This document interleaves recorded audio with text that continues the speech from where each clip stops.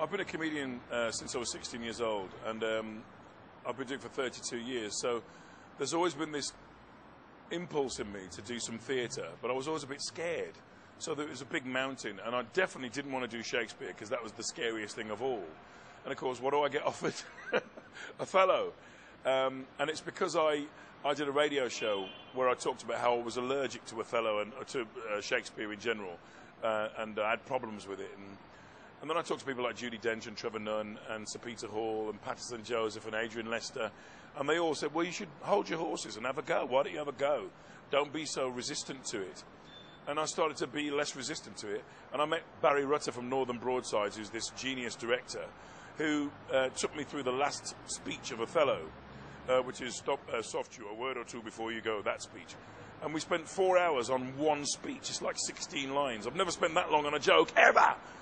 And it was an extraordinarily moving and wonderful and thrilling moment in my life. And at the end of it, after a whole day of this, I just said to him, do you think I can do this? And he went, and I'm bearing in mind I'm 9 feet taller than this guy. He said, of course you can, lad. And then suddenly I was doing it. And we did Leeds, and that was extraordinary. A month of rehearsals, just talking about text. It was so intense. I've never had that experience before. Because, you know, jokes is very ephemeral, strange, transient thing. You know, you write a joke, you do it. If it works, great. If it doesn't work, you cut it out. It's like that. But with Shakespeare, you've got to learn it. And there are some cuts, but generally that's it. You can't say, this bit about now is the winter of our discontent. That doesn't work, does it? You can't cut that. That's a major piece of the text. So I had insomnia and high blood pressure for a whole month during rehearsals.